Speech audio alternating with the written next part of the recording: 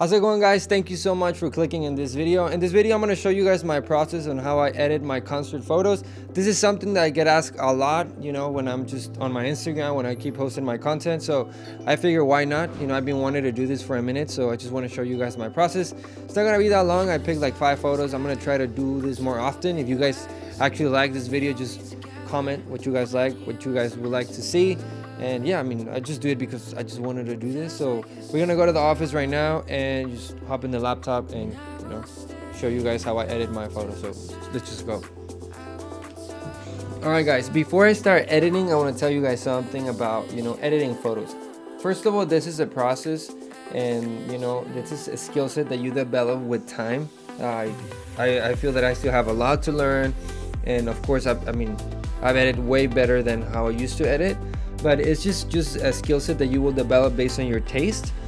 This is how I do it, so if you like it, thank you for being here and just watching the video. And yeah, it's like I said, it's a process. Every photo is different. I want you guys to understand that. There is like presets and LUTs that if you guys would like to probably see my presets, just let me know. But they're just starting point. For me, the goal is for you guys to take the knowledge that I have and understanding an image and how to approach it, because like I said, every image is different, and in concerts the light changes every single time, so just understanding the process is better than just slapping a preset without knowledge. So right now I'm just gonna jump into the computer. This concert that I shot was Luis R Conriquez.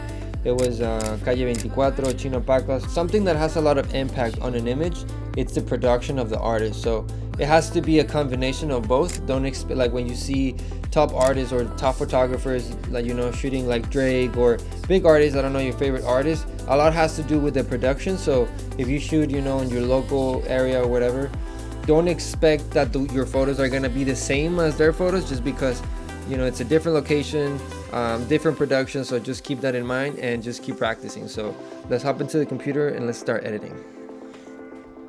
Alright guys, so these photos are for a concert that I just went to. It's Luis R Conriquez that was the headliner, and then it was Gabito Ballesteros, Chino Pacas, and Calle 24.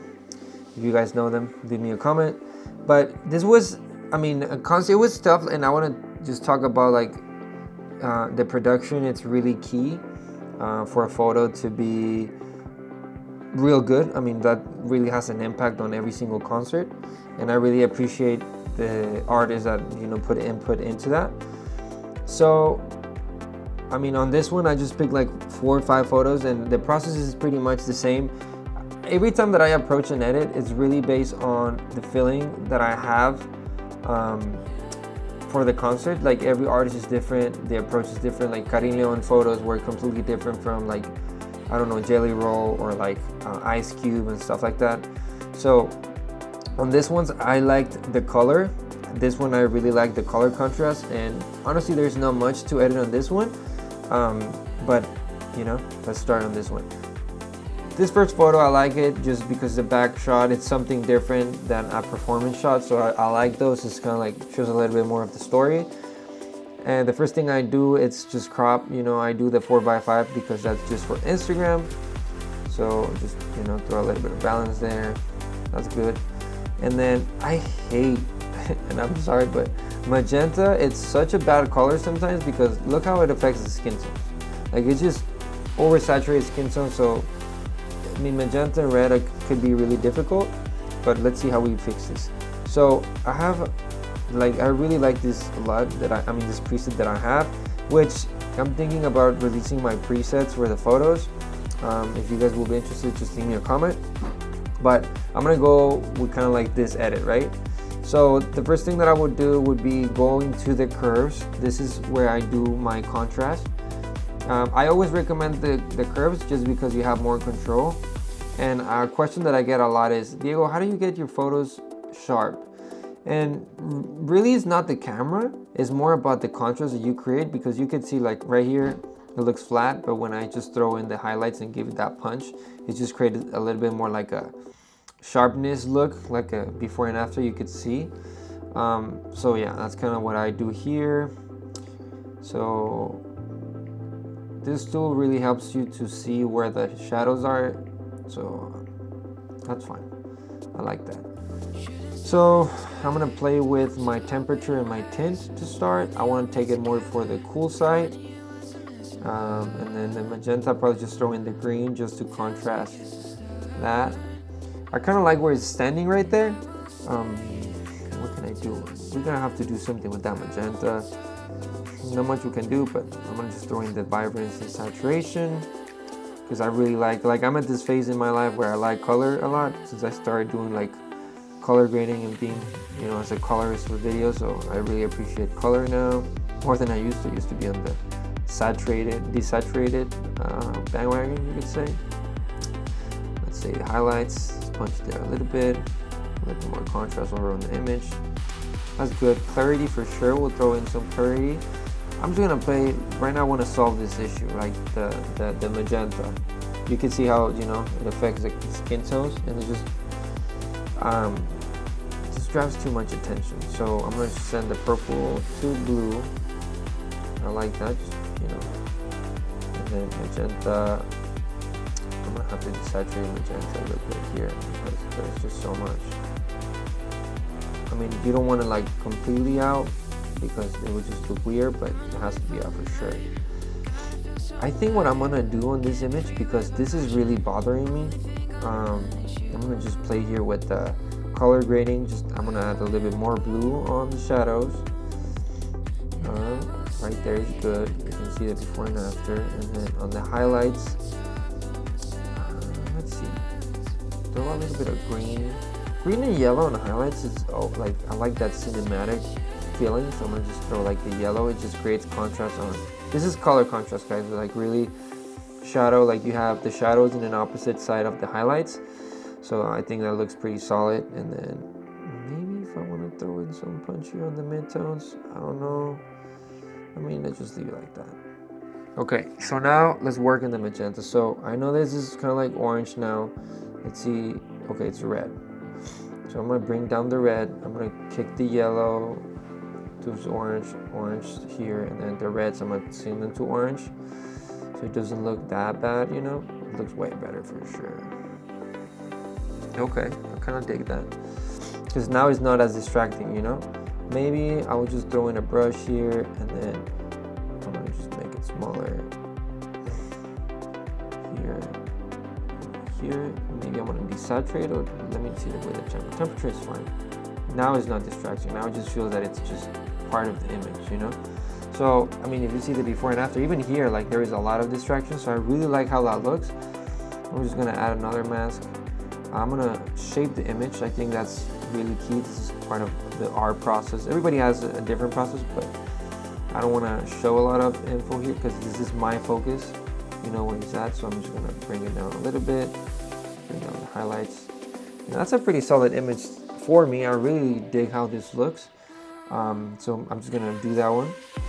Something that I do is I usually copy what I do on a main frame, so I call it the hero frame, and then I just paste it, because I paste the same edit on the same, let's say, set of photos for an artist, just to try to keep that cohesive look. And this one will be different just for sure because of the changes that we did on the magenta, but I really like the magenta look on this one, just the color contrast on it, so I'm gonna just recover that. So what I'm gonna do here, I'm gonna start going there. So let's fix that. So I'm gonna go to the magenta. I do wanna create that color contrast, so I will do that for sure. I'm gonna just go on my tint just to accentuate the magenta. I'm gonna throw in, I think where it was, it's great. I think that's sitting great right there. You know what? I have to throw some punch in the skin tones. So what I'm gonna do here on my highlights, I'm just gonna make that magenta pop a little bit more. And then on the shadows, just to create that contrast, just throw a little bit of blue right there. Let's see. That's solid. I really like how that looks. What else? Here on the sharpening, I'm gonna go on masking so I can just get him, just, you know, the highlights. You know what, on the tint, I am going to throw this a little bit towards green. So that's what I'm gonna do here. A little bit of green.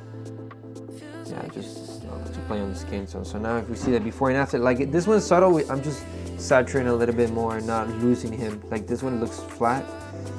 I think that to me looks nice. Maybe I'm gonna shape the image a little bit more. I'm gonna do a line gradient.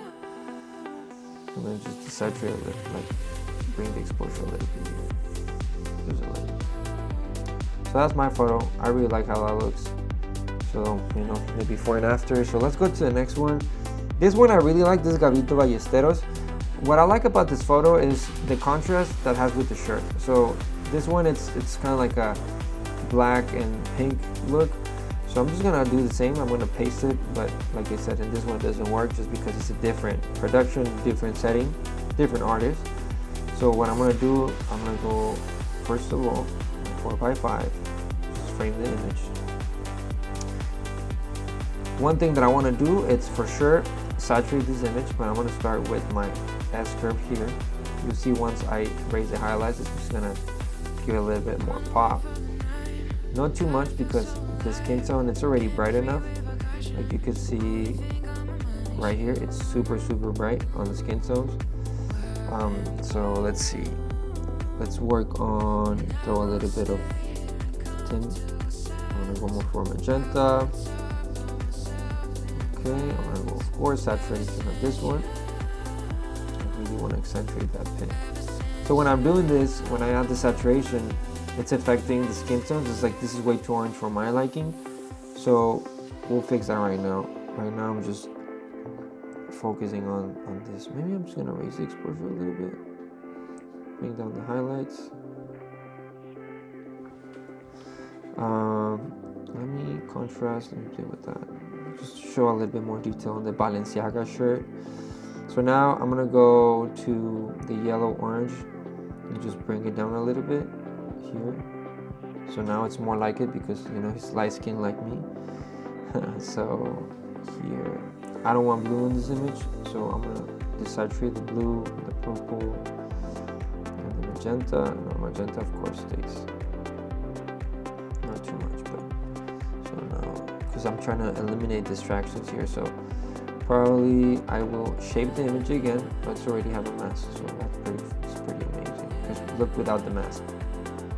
You see what I mean? Like those are distractions, so this is part of, you know, shaping an image. Sorry, my chair. So honestly, I really dig this image. I don't know. I'm gonna try to add some grain to this image. Let's see. I'm gonna try it here on the curve. I'm gonna throw a little bit of like green tint. I like the green tint. Just adds more contrast on this part. I'm gonna add some grain just for the sake of it. Let's see. I'm gonna sharpness, masking. Boom. And then where is the grain? Throw some grain in here. If I do the grain on this one, I think what I'm gonna do is I'm going to just lift the shadows a little bit, just to give it that like old school vibe, you know, just a tiny bit. And then I'm gonna crash the highlights too, because it's kind of like part of film, I guess. I really like how that looks. So I think that's it for this image, really. This is where I'm gonna park it. So this is a before and after, and that's what I would do with this one. Like I said, you know, he has the same pretty much pattern on photos, so I'm gonna do the same. I just copy pretty much what I did on the other one, and it's pretty much solid to me, really, because what I was focusing on the other one was the shirt and the skin tone. If we see the before and after, I mean, it's pretty much the same, so that doesn't really change. So I'll keep it as it is. And this one is Luis R Conriquez. Something that I liked about this one is just the colors. I think it's really red, and I think the way he's dressing too, it just adds so much to it. So I'm just gonna balance to this line, and then let's see. I'm gonna try to rectify. I'm just gonna try to copy what I did with Gabito. That's pretty solid. I'm not gonna lie, I like it. So just add the balance here. Maybe just I'm gonna do the masking. You know, I'm just gonna. No, it's fine. It's just part of it, I guess. So I'm just gonna throw some exposure, maybe a little bit, highlights. I really like it. I think I'm gonna throw some blue just on this dark parts, on the shadows. See how that, yeah, that looks good. I like that. Just a little bit, tiny bit, you know. You can see the before and after. It just balances the image, I guess, a little bit when we do those type of things. I think this is more like what I like.